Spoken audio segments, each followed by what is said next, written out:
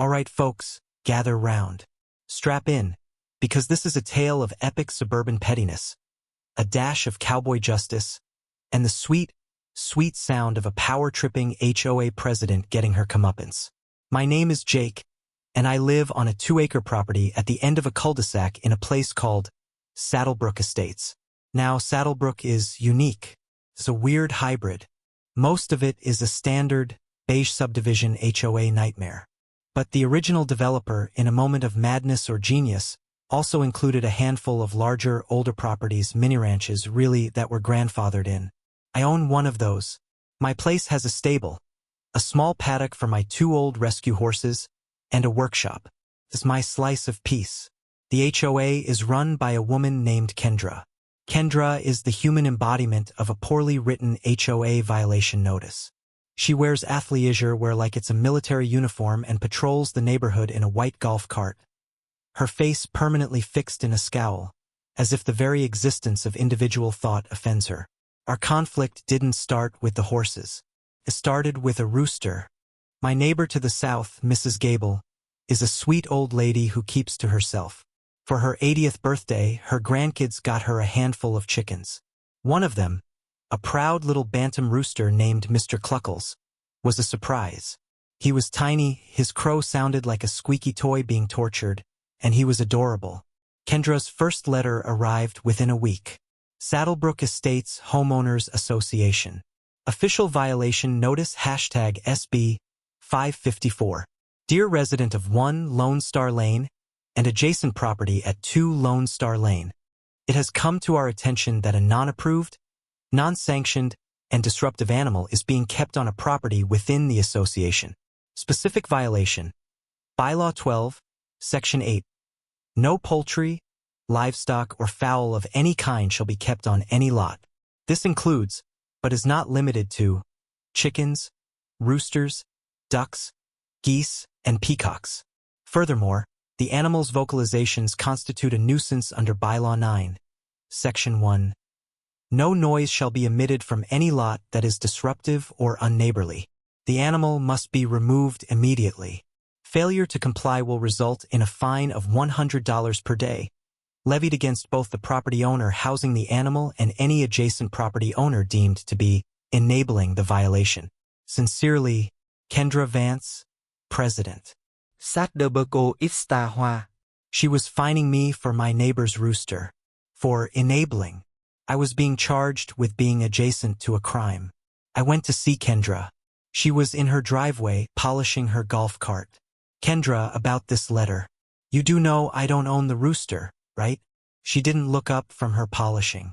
The violation is occurring. Your property is adjacent. Therefore, you are part of the problem. The bylaws allow for broad interpretation to maintain community standards. This is ridiculous. He's a tiny rooster, and Mrs. Gable loves him. Rules are rules, Jake, she said, finally fixing her cold eyes on me. Perhaps you should encourage your friend to comply, or you'll both pay the price. The threat was clear. This wasn't about a rooster. This was a test. Mrs. Gable, terrified of the fines, sadly gave Mr. Cluckles back to her grandkids. I thought that was the end of it. I was wrong. It was just the beginning. With the rooster gone, Kendra turned her full attention to me. The letters became a daily occurrence. Violation #SB 555. Unauthorized storage of a horse trailer in driveway view. It was parked next to my stable on my own property.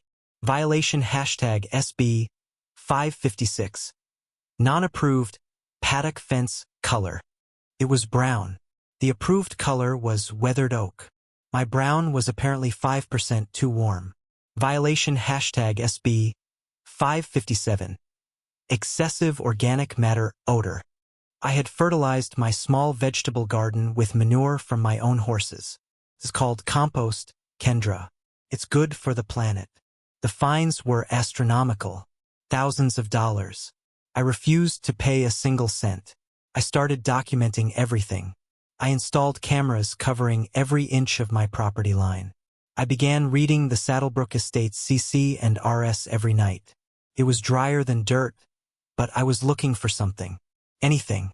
Meanwhile, Kendra mobilized her troops. Her chief lieutenant, a nosy busybody named Gary, started walking his dog past my house 10 times a day, always on his phone, always taking pictures. The tension was mounting. The escalation came not with a letter, but with a certified mail packet. It was from the HOA's law firm. It was a notice of lien and initiation of eviction proceedings. They had placed a lien on my house for the unpaid fines. And because the HOA covenants had a frankly insane clause about maintaining property in good standing, they were arguing that the accumulation of violations and debt constituted a breach of contract that allowed them to force the sale of my home to satisfy the debt. They were trying to evict me from my own ranch. I felt a cold fury settle in my gut. This was no longer petty. This was war. I dove back into the bylaws, now with the intensity of a lawyer prepping for a murder trial. I wasn't just reading the rules for me. I was reading them for everyone. And then, in a dusty, forgotten appendix titled Annexation and Easement Agreements, I found it. The original developer had annexed our larger ranch properties into the HOA, but it was a messy deal. The HOA common areas, the park, the entrance sign, the clubhouse, and crucially, the parking lot for the clubhouse and pool, were not actually owned by the HOA. They were built on a parcel of land still legally owned by the original ranch properties. And the agreement, the HOA had a 99-year lease for the land for the sum of $1 per year. A $1 a year lease for a massive piece of prime real estate. And who owned that parcel now? The legal description was clear. It was subdivided and attached to the original ranch plots. My property, 1 Lone Star Lane, owned the chunk of land under the clubhouse parking lot. A slow, wide smile spread across my face. Kendra had been parking her stupid golf cart on my land. I went to see a real estate attorney, a friend of mine named Luis. I showed him the documents. He whistled. "This is beautiful, Jake. They've been in breach of their own lease for years." "How so?" "The lease stipulates that the land must be used exclusively for HOA common area purposes. But look here," he said, pointing to another bylaw. "The HOA board, by their own rules, uses the clubhouse for their monthly meetings. That's not a common area function open to all residents equally. It's a private administrative function. They're misusing the leased property. You could argue the lease is void." The plan formed in my mind. It was glorious. It was petty. It was perfect. I didn't void the lease. I decided to enforce it. The next day, Kendra received a letter from my lawyer, Luis. Legal notice to the Saddlebrook Estates HOA Board. Lease agreement for Parcel 7B, Clubhouse Parking Lot. It has come to the attention of the landowner, my client Mr. Jake Evans of 1 Lone Star Lane, that the Saddlebrook Estates HOA is in violation of the terms of the 99-year lease for the above-mentioned parcel. Furthermore, the lease rate of $1 per year, established in 1985, is grievously below market value and constitutes a breach of fiduciary duty by the HOA board to its members by not renegotiating fair terms. Effective immediately, the lease rate is hereby amended to $2,000 per month, retroactive to the 1st of this year. A bill for $8,000 is enclosed. Furthermore, you are hereby notified that the parking lot may no longer be used for private administrative functions, including board meetings, as this violates the Common Area Use Clause. Any such use will be considered trespassing. You have 30 days to remit payment or vacate the premises. Sincerely, Luis Fernandez, attorney at law. I had doubled their rent, from $1 a year to $24,000 a year, and I'd banned them from their own clubhouse. Kendra, of course, went ballistic. She called me, screaming about frivolous lawsuits and harassment.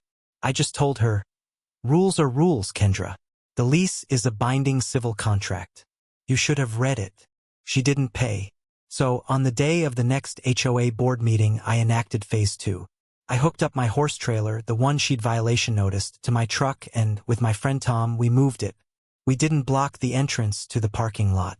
Oh no, that would be illegal. We parked it legally on the street, right in front of the parking lot entrance. Then I parked my truck in front of that. Then Tom parked his car in front of mine. We created a perfect, legal, immovable wall of vehicles completely blocking access to the clubhouse parking lot. Then I set up a lawn chair on the curb, opened a cold drink, and waited. One by one, the board members arrived. They couldn't get in. They drove around, confused, then furious. Kendra pulled up in her Lexus, her face a thundercloud. "Jake, move this junk immediately. We have a meeting." "Sorry, Kendra," I said, taking a sip of my drink. "Can't do that. This is a public street. I'm perfectly legal. But you can't use the parking lot for your meeting. That would be trespassing on my land. As per my lawyer's letter. You're blocking our access. I'm parking on a public street. You're welcome to walk from the other side of the neighborhood." I pointed to a spot about half a mile away. The other homeowners arriving for the meeting, curious about the drama, were now stuck too. They were annoyed, and they were listening. A crowd gathered. People were frustrated. Kendra was purple, sputtering about calling the police. "Please do," I said loudly, so everyone could hear. "While we wait, maybe I can explain to everyone why they can't park today." I stood up on the curb. I had printouts. I was ready. "Folks, hi. For those who don't know me, I'm Jake from the end of the lane. You've probably heard about my violent rooster and my illegal compost. Well, it turns out Kendra and the board have been breaking a much bigger rule." I held up the lease agreement. "This says that the land under this parking lot, the clubhouse, and the park is owned by me. The HOA has been leasing it for $1 a year. And they've been using it improperly for their private meetings, which is against the lease.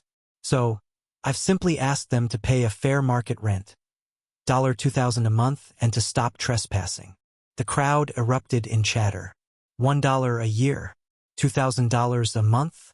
Furthermore, I continued, Kendra has been trying to evict me from my home over these ridiculous fines for my brown fence and my horse trailer.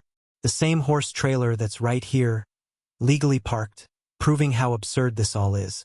She's spending your HOA dues on legal fees to try and steal my property over a disagreement about the shade of brown my fence is. The mood of the crowd shifted instantly. They weren't annoyed with me anymore. They were furious with Kendra. Their property values were threatened by a massive, unnecessary lawsuit and a huge potential rent increase. All because of her personal vendetta. The police never came. Kendra, seeing the angry mob of her own constituents, slunk away. The board meeting was canceled. The next day, I received an email from the HOA's lawyer. They were dropping all fines and the lien against my property. They requested a meeting to discuss the lease terms. I replied with one line, "I'll meet with the new board president. Kendra Vance is no longer to represent the HOA in any dealings with me." A week later, an emergency meeting was held. In someone's garage, since they couldn't use the clubhouse. Kendra Vance was voted out as president by a landslide. Gary, her nosy lieutenant, resigned from the board entirely. The new president, a reasonable guy named Mark, came to see me. We negotiated a new lease, $100 a year for the common areas, a drop in the bucket for the HOA, but a symbolic victory for me. More importantly, we rewrote the bylaws. The new rules had clear, common-sense exemptions for agricultural properties, banned fines for enabling, and established a committee to review all violations before they were sent out. The first motion passed by the new board was to officially approve the color of my paddock fence as Jake's brown. I framed the motion and hung it in my workshop. Mrs. Gable got a new batch of chickens. No rooster this time, but I make a point of giving her a dozen fresh eggs every week, delivered in my horse trailer, which I now park wherever I damn well please. Kendra Vance moved out 6 months later. The last time I saw her, she was loading boxes into a moving van. She didn't look at me. I was in my paddock, feeding my horses. I gave her a cheerful wave. She flinched, got in her car, and drove away. The neighborhood is quieter now. The grass is still green, the houses are still beige, but the air feels freer. Sometimes, on my way to the hardware store, I'll legally and politely park my horse trailer right in front of the clubhouse, just for old time's sake. The moral of the story? Don't start a war you can't finish. And always read the fine print. You never know when you might own the battlefield. Thanks for listening. Stay petty, my friends.